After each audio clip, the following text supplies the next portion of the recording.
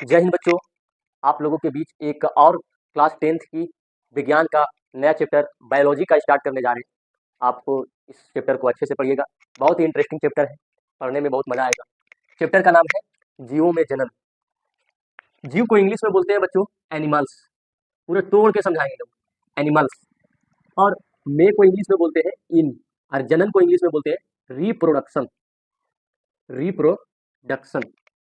अब चैप्टर का नाम ही है जीवों में जनन।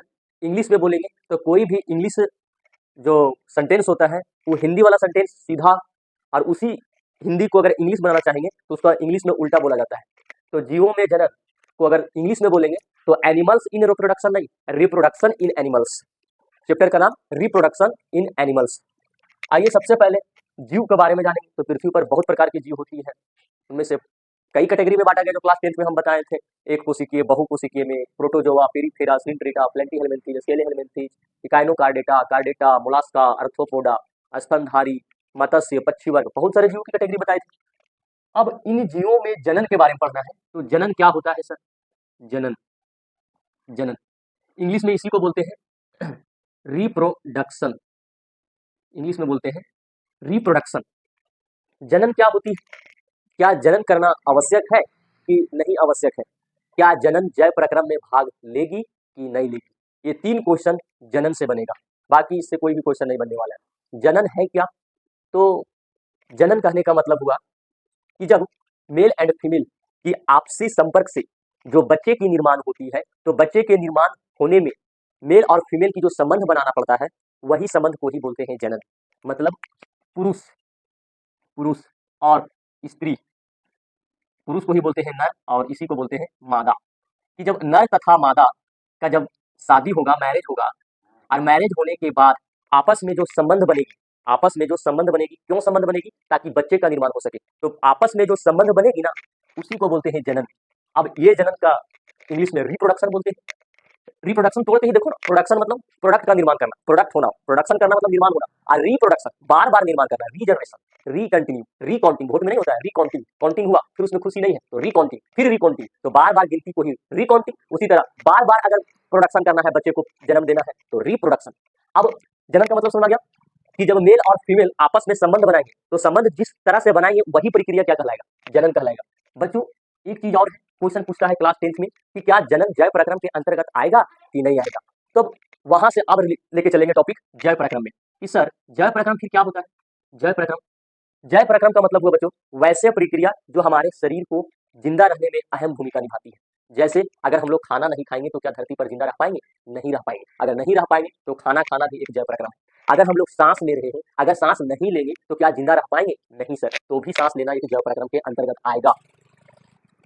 हम लोग जो खाना खाएंगे उस खाना पेट में जाएगा और वह खाना पचेगा, तो क्या खाना को पचना जरूरी है? अगर है सर तो वो भी जय प्रक्रम में आएगा। क्या खाना जो खाए उसको बाथरूम करना जरूरी है? तो बाथरूम भी करना मतलब एक्सक्रीशन, उत्सर्जन करना जरूरी है, तो जरूरी है, तो जय प्रक्रम में आएगा। मतलब वैसे काम जो हमारे शरीर को जिंदा रखने के लिए जरूरी है वह जय प्रक्रम के अंतर्गत आएगा। आप खुद बताइए मित्रों कि जो जनन क्या जय प्रक्रम में आएगा? जल्दी बताओ। जनन, जनन, जनन रिप्रोडक्शन रहे मतलब रिप्रोडक्शन मतलब कि the male and female are contact to each other then it is called reproduction. अब जनन, क्या अगर कोई व्यक्ति जनन नहीं किया, मतलब मेल और फीमेल आपस में संबंध नहीं बनाया तो क्या आपस में संबंध बनाने की प्रक्रिया को क्या बोलते हैं? जनन कहते हैं। क्या अगर वो संबंध नहीं बनाएगा तो मर जाएगा? बताइए, मर जाएगा? नहीं मरेगा। तो जनन क्या जय प्रक्रम के अंतर्गत आएगा? नहीं आएगा। तब 1 नंबर का क्वेश्चन पूछता है क्या जनन जय प्रक्रम के अंतर्गत आते हैं? तो नहीं। समझ में आ गया होगा बच्चों। जनन जो होती है वो देखा गया जनन 2 प्रकार की होती है। जनन 2 प्रकार की होती है, मतलब रिप्रोडक्शन 2 प्रकार की होती है। पहला को बोलते हैं लैंगिक जनन, लैंगिक जनन, और दूसरा को बोलते हैं अलैंगिक जनन, अलैंगिक जनन।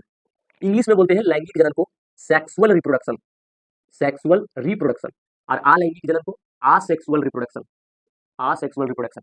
How many types of reproduction? तो there are 2 types of reproduction, first sexual reproduction and second asexual reproduction. मतलब जनन कितने प्रकार की होती है? तो 2 प्रकार की होती है। एक को बोलते हैं लैंगिक जनन और एक को बोलते हैं अलैंगिक जनन। लैंगिक जनन किसे कहते हैं? बारी बारी से समझेंगे, इस चैप्टर में एक भी पॉइंट नहीं छोड़ेंगे, एक भी पॉइंट नहीं, बारी बारी से देखेंगे कि लैंगिक जनन क्या होता है, अलैंगिक जनन क्या होता है। सबसे पहले आइए लैंगिक जनन के ऊपर। जनन हुआ, जनन कहने का मतलब तो पहले बताया कि मेल और फीमेल मतलब मम्मी और पापा आपस में संबंध बनाएंगे, वही प्रक्रिया जनन कहलाएगा। अब लैंगिक बीच में कहाँ आ गया, लैंगिक बीच में साला कहाँ से आ गया, तो लैंगिक जनन का मतलब हुआ कि जब मम्मी और पापा, मम्मी प्लस पापा मतलब नर और मादा, नर और मादा कि आपसी संबंध से जब आपस में संबंध बनाएंगे और संबंध बनाने के बाद अगर कोई बच्चा का निर्माण हुआ, बच्चा का निर्माण लैंगिक जनन में क्या होगा कि अगर इसमें भी लैंगिक जनन में भी बच्चा का निर्माण होगा और अलैंगिक जनन में भी बच्चे का निर्माण होगा, लैंगिक जनन में भी बच्चे का निर्माण होगा और अलैंगिक जनन में भी भैया बच्चे का निर्माण होगा, लेकिन यहाँ पे बच्चा का जो निर्माण होगा ना उसमें मम्मी और पापा का कोई भागीदारी नहीं रहेगा, आ तो फिर केवल माँ रहेगी, आ तो फिर केवल पिता रहेंगे। आज जब अलैंगिक जनन पढ़ाएंगे तब बताएंगे कि कैसे काम होती है। केवल दोनों के बीच में एक अंतर समझिए कि वैसा बच्चा जिसको जन्म दिया है मम्मी पापा मिल के उसे लैंगिक जनन कहेंगे, और वैसा बच्चा जो केवल बाप जन्म दिया है या तो फिर केवल माँ जन्म दी उसमें मम्मी और पापा का कोई भागीदारी नहीं होती, उसे अलैंगिक जनन कहेंगे। लैंगिक जनन किसको बोलेंगे, लैंगिक जनन में मम्मी और पापा की भागीदारी होना फिक्स है, जब तक आपस में संबंध नहीं बनाएंगे माँ नर और मादा तब तक उनसे बच्चे का निर्माण ऑफ स्प्रिंग मतलब बच्चे का निर्माण होगा ही नहीं, और जब बच्चे का निर्माण होने के लिए नर और मादा दोनों की जरूरत पड़ती है तो इसे लैंगिक जनन कहते हैं। आइए सबसे पहला टॉपिक उठाते हैं लैंगिक जनन के बारे में। तो लैंगिक जनन के बारे में पूरा डिटेल देखेंगे कि लैंगिक जनन क्या होता है। सबसे पहला टॉपिक है लैंगिक जनन, हेडिंग लगाइए आप भी, पहले आप केवल वीडियो को सुनिए बाद में देखिएगा। लैंगिक जनन इंग्लिश में sexual reproduction, reproduction sexual reproduction. लैंगिक जनन, लैंगिक जनन में अभी बोले कि जितनी भागीदारी पिता का होगा उतना ही भागीदारी माता का होगा, जितना भागीदारी नर का होगा उतना ही भागीदारी मादा का होगा, जितना भागीदारी मेल का होगा उतना ही भागीदारी फीमेल का होगा, जितना भागीदारी दलिद्र का होगा उतना ही भागीदारी देवी का होगा। अब सब लैंगिक जनन का है, पिता का भी भागीदारी उतना ही होगा जितना माता की भागीदारी होगा लैंगिक जनन में, तब जाकर कहीं ना कहीं बच्चे का निर्माण होगा। ऊपर वाले बहुत होशियार थे, होशियार कैसे थे पता नहीं कहाँ पे पढ़ के आए थे, होशियार कैसे थे कि पिता के नर और मादा दोनों जब आपस में संबंध बनाएंगे तो दोनों को संबंध बनाने के लिए शरीर का कोई विशेष अंग दिए। अब नर का भी कोई विशेष अंग है बच्चे जन्म देने के लिए और मादा का भी कोई विशेष अंग है बच्चे जन्म देने के लिए। नर का विशेष अंग जो है, नर का भी कोई ना कोई विशेष अंग है, विशेष अंग क्या देने के लिए, बच्चे को जन्म देने में मदद करने के लिए नर का विशेष अंग, और मादा का भी कोई ना कोई विशेष अंग है। तो जो नर का जो विशेष अंग है बच्चों उसे नर जनन अंग कहते हैं, नर जनन अंग कहते हैं, और जो मादा का जो विशेष अंग है उसे मादा जनन अंग कहें, मादा जनन अंग कहते हैं। अब नर जनन अंग, अब डिटेल देखेंगे कि नर का वह कौन सा ऐसा अंग है जो बच्चे को जन्म देने में फीमेल के साथ महत्वपूर्ण भूमिका निभाती है। तो सबसे पहला टॉपिक आज देखेंगे नर जनन अंग के बारे में। नर जनन अंग, नर जननांग, नर जननांग, उसके बाद देखेंगे मादा जननांग के बारे में। आज की वीडियो में केवल नर जननांग का पूरा डिटेल देखेंगे। नर जननांग के लिए सबसे पहला जो अंग होती है वो नर में जो होती है वो ब्रीसन होती है, ब्रीसन इंग्लिश में बोलते हैं बच्चों टेस्टिस, टेस्टिस। दूसरा जो होती है वो सिस्म होती है, सिस्म, और इसी को बोलते हैं पेनिस। फिगर के माध्यम से देखेंगे एक एक करके। नर जननांग का सबसे जो मुख्य अंग है वो है व्रीसन, और व्रीसन की जो संख्या होती है वो 2 होती है, इसका मतलब 2 एक जोड़ी होती है। व्रीसन की संख्या कितनी जोड़ी होती है, एक जोड़ी होती है, एक जोड़ी मतलब 2 व्रीसन होती है। बच्चों भगवान ऊपर वाले जानते थे कि व्रीसन बहुत महत्वपूर्ण अंग है नर जननांग का, नर को जनन करने के लिए इसका अहम भूमिका है, व्रीसन ही है जो चक्कर पकड़ करवाने में मदद करता है, व्रीसन। अब भगवान सोचा, ऊपर वाले सोचे, लिख ली तुम रे, ए फॉर एप्पल लिखो, ऊपर वाले सोचे कि यही तो मेन है भैया, अगर यही नहीं रहेगा बच्चा का तो कैसे होगा, तो भगवान इसके ऊपर एगो निम्नेशन कर दिया प्लास्टिक का, इसका ऊपर प्लास्टिक का क्या कर दिया, निम्नेशन, ताकि सुरक्षा एकदम रह सके कुछ भी हो तो पहले वही खोली कवर सके। तो अंदर वाला का नाम है व्रीसन, और जो ऊपर में जो निम्नेशन किया हुआ है व्रीसन के ऊपर उसका नाम है अधिव्रीसन, अधिव्रीसन। अब सोचा ठीक कि ये व्रीसन हुआ, व्रीसन के ऊपर जो निम्नेशन किया हुआ है, हम लोग का गांव में एक लड़का का अधिव्रीसन फट गया था तो दिक्कत हो गया था। अब अधिव्रीसन फट गया तो डायरेक्ट कौन दिखेगा, व्रीसन दिखेगा। मानव के शरीर में एक जोड़ी व्रीसन होती है, एक जोड़ी व्रीसन होती है, मतलब 2 व्रीसन होती है। बच्चों यही व्रीसन में 2 चीज का निर्माण होती है, यही व्रीसन में 2 चीज का निर्माण होती है, एक हार्मोन का निर्माण होती है, एक हार्मोन का, और दूसरा जो सबसे मेन होता है वो स्पर्म का, स्पर्म का। हार्मोन में जो मानव के वृषण में एक हार्मोन पाई जाती है, जिस हार्मोन का नाम है टेस्टोस्टेरोन। टेस्टोस्टेरोन। तब क्वेश्चन पूछेगा एक नर का जनन हार्मोन का नाम बताइए, टेस्टोस्टेरोन। और अब रही बात अस्पर्म की पूरी कहानी। अस्पर्म को ही हिंदी में बोलते हैं बच्चों शुक्राणु। शुक्राणु। और इस शुक्राणु में जब हल्का सा लिक्विड पानी जैसा कोई गाढ़ा टाइप से पदार्थ मिला रहेगा, जिसे सीमेन कहते हैं, सीमेन, तो जो अस्पर्म निकलती है, उसको अस्पर्म आज के बाद नहीं बोलिएगा, उसका नाम क्या है, सीमेन है, सीमेन। अब ये शुक्राणु जो निकलती है, तो क्वेश्चन पूछेगा शुक्राणु का निर्माण कहाँ पे होता है, तो शुक्राणु का निर्माण वृषण में होगा भैया, वृषण में। ये नहीं कि पेनिस में होगा, नहीं, केवल वृषण में ही शुक्राणु का निर्माण होगा। शुक्राणु जो निकलती है बच्चों, वो बच्चे को जन्म देने के लिए कम से कम 7 ml शुक्राणु होनी चाहिए, लगभग में 7 ml होनी चाहिए। जब वह शुक्राणु निकलती है किसी लड़के की शरीर से, पेनिस के माध्यम से, तो वह शुक्राणु कितना ml होना चाहिए, तो 7 ml होनी चाहिए। साथ ही साथ जब वह शुक्राणु निकला ना, शरीर के बाहर से जैसे निकला, वो 20 मिनट तक ही जिंदा रह पाएगा, बाकी के बाद फिर वो मर जाएगा, डाइड स्पर्म कहलाएगा, मरा हुआ शुक्राणु कहलाएगा। उसके बाद जैसे आपके शरीर से, जैसे लड़का की शरीर से शुक्राणु निकला, स्पर्म निकला, 20 मिनट तक ही बाहर वातावरण में जिंदा रह पाएगा, बाहर में, लेकिन उसके शरीर में तो 7 ml शुक्राणु घट गया, तो 7 फिर से शुक्राणु जब निकला ना, उस शुक्राणु को बनने के लिए फिर 15 मिनट का समय लगेगा, 15 मिनट के बाद फिर शुक्राणु बन जाएगा। इसलिए बोला जाता है कि लड़कों में कम से कम जो स्टेमिना होनी चाहिए, वो 15 मिनट की स्टेमिना होनी चाहिए। क्यों? क्योंकि एक बार स्पर्म रिलीज हो जाने के बाद, एक बार शुक्राणु निकल जाने के बाद, उसको बनने के लिए 15 मिनट का समय लगता है। ये शुक्राणु की कहानी हुई। शुक्राणु जो होती है, उसके पास पूंछ होती है, पूंछ, इस तरह करके उसका फिगर होता है। अब यही पूंछ जो होती है, जब शुक्राणु को आगे बढ़ना होता है वेजाइना में, तो वही पूंछ पीछे की ओर फड़फड़ाता है, और जब पूंछ पीछे की ओर फड़फड़ाता है ना, तो वह फिर शुक्राणु आगे ढकला के जाता है। यही शुक्राणु फड़फड़ाता है पीछे की ओर, तब वो आगे बढ़ता है। तो बायोलॉजी से ही गवाह मिल जाता है कि फड़फड़ाता कौन है, लड़का, गर्ल्स की बॉयज नहीं रही, बॉयज फड़फड़ाता है। और देखा है ना, शुक्राणु ही फड़फड़ाएगा, तब जाकर वह किसी वेजाइना में एंट्री करेगा। यही अब जब बताएंगे ना ये मादा का पूरा जनन के बारे में, उस समय बता, ये सारे चीज, ये शुक्राणु की कहानी, शुक्राणु ही फड़फड़ाएगा, आगे की ओर जाएगा। इसलिए ज्यादा गर्ल्स फड़फड़ाती नहीं, ज्यादा उड़ता कौन है, लड़के ही उड़ते। बकलवा का शुक्राणु उड़ रहा है तो नहीं उड़ेगा, एकदम उड़ेगा, वो भी उड़ेगा। क्यों? क्योंकि उसका शुक्राणु ही, स्पर्म ही उड़ रहा है, तो जा उड़ो। तो फिर नहीं है, बुलाती है मगर जाने का नहीं। अब ये शुक्राणु की कहानी इतना दिन तक जिंदा रहेगी। अब बच्चों, यहाँ से शुक्राणु का निर्माण हो गया। अब यहाँ से शुक्राणु का निर्माण हो गया सर, तो इस वृषण से एक पैम्प लगी, एक पैम्प, एक वृषण से एक पैम्प, दूसरा वृषण से अलग पैम्प। पैम्प का जरूरत क्या है सर, पैम्प इसलिए लगी है कि यहाँ पे जो स्पर्म बनेगी ना, वह स्पर्म इसी पैम्प के माध्यम से पेनिस तक जा सकेगा। अब यहाँ से हम लोगों को पेनिस बना हुआ है, पेनिस।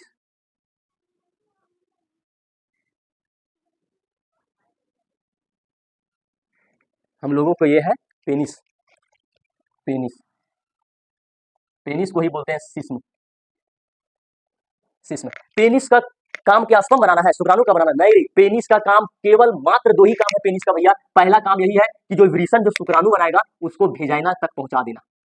वेजाइना को हिंदी में बोलते हैं योनि, योनि तक केवल पहुंचाने का काम करेगा ये कौन, पेनिस। दूसरा काम है कि जब टॉयलेट लगेगी तो टॉयलेट को भी यह रिलीज निकाल देगा। बस पेनिस का काम समझिए, पेनिस एक चमड़ी है, उस स्किन है, उस स्किन के माध्यम से केवल 2 काम होती है। पहला काम होती है कि टॉयलेट, यूरिन को बाहर निकालना, यूरिन मतलब टॉयलेट, टॉयलेट को बाहर निकालना, आ तो फिर बना हुआ स्पर्म, वृषण में बना हुआ स्पर्म को वेजाइना, योनि तक पहुंचा देना। बाकी इसके अलावा कुछ काम नहीं होती है इसका यही काम होती है। अब जो बच्चों, ये जो नस गया हुआ है, पैम्प, जो वृषण से डायरेक्ट जुड़ा हुआ है, इस नस को बोलते हैं बच्चों वैस, वैस डिफरेंस, वैस डिफरेंस। जो वृषण से पेनिस तक जो नस जुड़ा हुआ है, पैम्प जुड़ा हुआ है, उस पैम्प का नाम क्या है, वैस डिफरेंस। अब क्या होता है कि मान लो कि कोई लड़के या बैल, देखें बैल, बाछा, बाछा बहुत चक्कर पकड़ करता है। अब वो बाछा को बना देते हैं लोग बैल, कैसे बनाते हैं पता है ना, हाँ, तो गांव देहात के हम लोग हैं तो पता ही रहना चाहिए।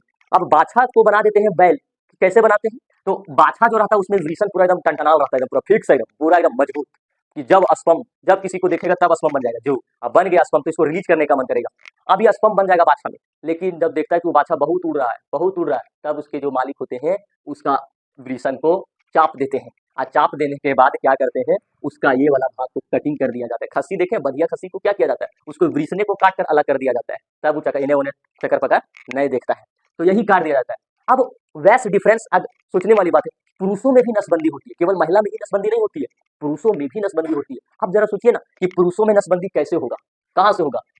देखो यहाँ से होगा, ये रही कंप्यूटर बोर्ड स्क्रीन पर। अगर यहाँ पे स्पर्म बना और स्पर्म को जब तक हम पेनिस तक नहीं पहुंचाएंगे तब तक पेनिस वेजाइना को देगा, योनि को देगा? नहीं देगा। अगर नहीं तो फिर एक काम कीजिए ना सर, ये जो स्पर्म बन रहा है ना, कोई लड़का अगर मान लो बहुत चक्कर पकड़ कर रहा है तो उस लड़का को पकड़िए और पकड़ने के बाद ये वाला जो नसवा दिख रहा है ना, वॉइस डिफरेंस, एक रे काट लो। कट गया जो, अब कट गया तो क्या इसमें बनने वाला स्पर्म पेनिस तक पहुंच पाएगा? यहीं पे सब स्पर्म गिर जाएगा जी हाँ, और यहीं पे स्पर्म गिर जाएगा। हम लोग के कोशिका में लाइसोसोम पाया जाता है, उस सारा लाइसोसोम यही शुक्राणु को खा जाएगा। लाइसोसोम खा गया किसको? यही शुक्राणु को। तो इसका स्पर्म जा ही नहीं पाएगा। तो वही पुरुष कहलाते हैं कि नसबंदी हो गया है, नसबंदी करवा दिया है। तो वो क्या क्या करवा लिया है? तो मतलब तुम वृषण में जो पैंप गया है उसी को काट दिया है तुम, तो तेरा शुक्राणु कहाँ जाएगा? पेनिस के पास। अब पेनिस के पास नहीं जाएगा तो रिलीज कहाँ से कर पाएगा शुक्राणु? कभी नहीं हो पाएगा। अब क्या होता है, डॉक्टर लोग के पास तो इसको तो हम नहीं जाते। हम नहीं, पिछले बार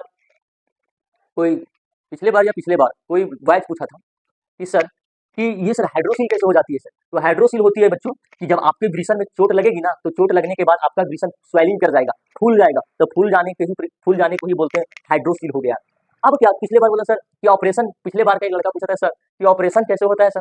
तो उसको पर्सनल बुलाए, बोले कि लाओ तरह चीर के दिखाते हैं कैसे होता है हाइड्रोसिल का ऑपरेशन, नसबंदी का। तब यहाँ से इसको कटिंग कर दिया जाता है। अब किसको कटिंग किए बच्चों? वैस डिफरेंस को। और कटिंग करने को ही बोलते हैं टॉमी। टॉमी टॉमी क्या बोलते हैं? टॉमी। किसको कटिंग कर रहे हैं? तो वैस नाम का नस को, तो वैस्कोटॉमी। पुरुष नसबंदी को ही क्या बोलते हैं? वैस्कोटॉमी। पुरुष नसबंदी को क्या बोलते हैं? वैस्कोटॉमी।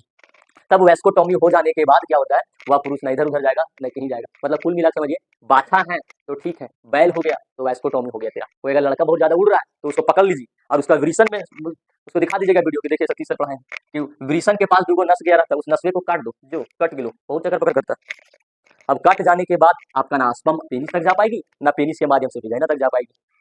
अब ये तो फिर उसका कौन सी नसबंदी हो गया? वैस्कोटॉमी नसबंदी हो गया। ये हुआ कंप्लीट। उसके बाद बच्चों अभी के समय में जो है वो दो मेल एंड फीमेल, मतलब नर और मादा बिना आपस में संबंध बनाए भी बच्चे का जन्म दे सकते हैं। कैसे? तो अभी एक से एक मशीन है। कहने का मतलब हुआ कि अगर मान लो किसी का माँ रहती है ऑस्ट्रेलिया में और उसका पिताजी जॉब करते हैं डेनमार्क में, तब उनकी माँ कैसे क्या करेगी? तब उनकी माँ को प्रेग्नेंट करना है, तो प्रेग्नेंट करने के लिए क्या होगा, वो जो उनका जो पिताजी जो है डेनमार्क में काम करते हैं, वो जाएंगे डॉक्टर के पास, वो बोलेंगे कि मेरा सीमेन ये स्पर्म शुक्राणु को निकाल लीजिए, और निकालने के बाद एक मशीन होती है, उसमें डाल दीजिए और उसको तापमान के अनुसार उसको स्टोर कर दीजिए और उसको भिजवा दीजिए घर। और डॉक्टर वहाँ के डॉक्टर को दिलवा दीजिए, वहाँ के डॉक्टर जाकर उनकी पत्नी में डाल देगा। जब वह स्पर्म चला जाएगा वेजाइना के अंदर, तब फीमेल के भी उनसे निकलती है अंडाशय, उनके साथ मिलेगा, तब जाकर बच्चे का निर्माण हो गया। तो वह गर्भ धारण कर ली, मतलब माँ बन गई। मतलब आर्टिफिशियल, भगवान की देनी से भी आप बच्चे का जन्म देना इम्पॉसिबल, ये तो भगवान के देनी से होता है तो होबे करता है, लेकिन अब आदमी का भी देनी हो गया। आदमी भी हाँ, आदमी भी जो है ना बच्चे का, अगर दो मेल एंड फीमेल कॉन्टैक्ट में नहीं है, आपस में संबंध नहीं बना रहे, फिर भी वह महिला गर्भ धारण कर लेगी उसी के पुरुष के स्पर्म से। तो ये सब जो हमारे देश डेवलप कर रही है। एक चीज और बच्चों, हम भगवान की जो वृषण है ना, ये वृषण बड़ी घुसगर बोलता ना, हम दो चीज इतना बड़ा बड़ा काम करके दे रहे हैं आपको, सती सर नहीं, वो दूसरा लड़का, कि आपको हम इतना बड़ा बड़ा काम करके दे रहे हैं, टेस्टोस्टेरोन वो हार्मोन का निर्माण करवा के दे रहे हैं भैया, और एक स्पर्म का निर्माण करवा के दे रहे हैं, इतना बड़ा काम देखो तो सच में भैया बड़ा है। क्यों? क्योंकि अगर स्पर्म नहीं बनेगा तो बाप नहीं बन पाएगा। बोले जा, तो बोला ठीक है भाई, तू तो इतना है, हमको कुछ अलग सेफ्टी दीजिए। तो बोला ठीक है, अलग सेफ्टी देंगे। अलग सेफ्टी दिया। क्या सेफ्टी दिया? ये बड़ी घुसगर था। आदमी का शरीर का जो तापमान होती है ना बच्चों, वो 37 डिग्री सेल्सियस होती है, लगभग में 37-38 डिग्री सेल्सियस होती है, जो वैरी लगभग करते रहता है, जो चेंजिंग होते रहता है। तो मान लिया जाता है कि आज स्वस्थ आदमी का तापमान कितना डिग्री होता है? 37 डिग्री सेल्सियस। अब इस 37 डिग्री सेल्सियस जब रहेगी हमारे शरीर का तापमान, तब वृषण बोलता है कि हम हमरा, इस समझिए ना कि वृषण जो है वो घर का फूफा है। फूफा जी, जैसे नहीं होता कि घर में खाना उना सबका नॉर्मल खाना बना और फूफा जी उधर से आए तो एक अलगे भंजूटी रहता है उसको, ना हम ही खाना ना वो जो हमको दूसर चाहिए, दूसर खाना। तब समझिए हमारे शरीर एक परिवार है और वृषण जो एक फूफा है, फूफा ये बोलता है ना, शरीर का तापमान 37 डिग्री सेल्सियस है, हमको 37 से कम रखो, हमको 37 से कम डिग्री सेल्सियस पर रखो, तबे हम स्पर्म बनाएंगे, अन्यथा तुम भकलोले रह जाएगा, ना तुम बाप कभी बन पाएगा। बोला से बात है जी। तो भगवान बोला ठीक है, मरता क्या नहीं करता। अब जिसको भगवान सोचे ठीक है, तो तुमको शरीर के टच में नहीं रखते हैं, तो बोलते हाँ ये बात ठीक है। तब भगवान जो है वो लड़कों के लड़कों के शरीर के टच में इस विल्सन टेस्टिस को नहीं रखा है, उसको नीचे की ओर लटका दिया है। जा अब नीचे की ओर लटका दिया है, क्यों? क्योंकि फूफा जी है, और फूफा जी है ये बोलता है कि जितना शरीर का तापमान रहेगा ना, उतना तापमान पर हम स्पर्म नहीं बनाएंगे, जो मेरा मशीन काम ही नहीं करेगा उतना तापमान पर। तब बोलता है कि तब उसके लिए हमारे शरीर के नीचे लटका हुआ रहता है क्या चीज? ग्रीसन। क्यों लटका हुआ रहता है? क्योंकि उसको ठंडा चाहिए, एकदम पूरा जितना शरीर का तापमान है ना, उससे कम तापमान चाहिए इसको, तब बनाएगा स्पर्म। अगर उतना ही तापमान मिल गया तो अब यह स्पर्म नहीं बना पाएगा, तब इसके लिए भगवान नीचे लटका के छोड़ दिए, बोले जो तुम नीचे लटके रहो, तब ये स्पर्म तब बनाती है। इसलिए मानव का वृषण जो है, टेस्टिस जो है, उस शरीर के टच में नहीं, नीचे लटका हुआ रहता है। बच्चों यहां से स्पर्म जाएगी, सोचने वाली बात है कि सर यहां से स्पर्म भी जाएगा, शुक्राणु का वीडियो चल रहा है, यहां से स्पर्म भी जाएगा, देना।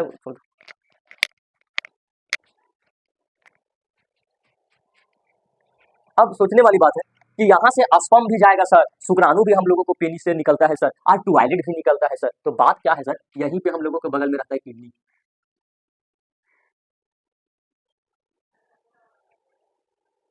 किडनी रहता है, और इसी किडनी में हम लोग का टॉयलेट जमा रहता है, पेशाब, और यही पेशाब वाला जो नस है यहीं पे जमा रहता है, इसी के साथ जुड़ा रहता है पेनिस के साथ।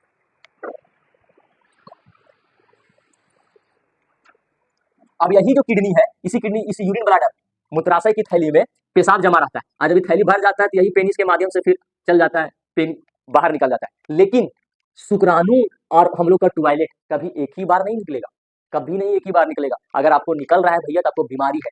साथ ही साथ अगर आपको सेक्स ना होना और सेक्स की फीलिंग करने से अगर आपको नाइटफॉल हो रहा है तो भी एक बीमारी है। साथ ही साथ अगर आपका स्पर्म बिना सेक्स ये अगर रिलीज हो जा रहा है तो भी एक बीमारी, आप डॉक्टर के पास जाकर इलाज कराइए, तब इलाज होगी। अब उसके लिए इलाज करवाने के लिए बाजार में आते हैं गुप्त रोग विशेषज्ञ, बाबा राम रहीम की 2 गोली लीजिए, पूरा नाइटफॉल खत्म। तो ये सब पर नहीं।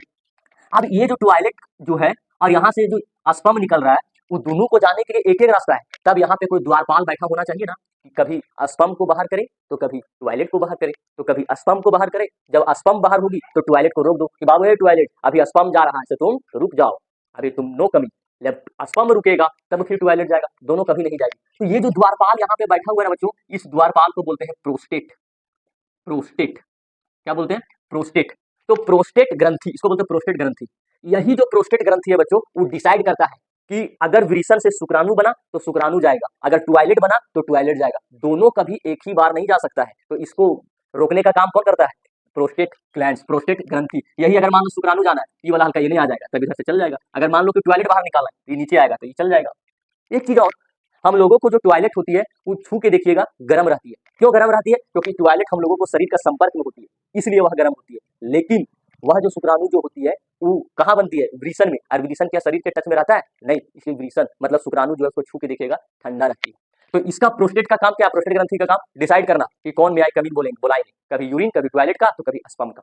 लेकिन लड़कों लोगों में एक चीज की गलती है, लड़के लोग क्या करते हैं, अब वो 99% लड़कों की है प्रॉब्लम, ये सब 99% लड़कों की प्रॉब्लम क्या है कि बिना सेक्स की फीलिंग करने के बाद ज्यादातर मात्रा में मैस्टरबेशन कर देना, ज्यादातर मात्रा में मस्टरबेशन कर देना, और इसी को बोलते हैं हस्तमैथुन। हस्तमैथुन, हस्तमैथुन का मतलब मैस्टरबेशन कर देना।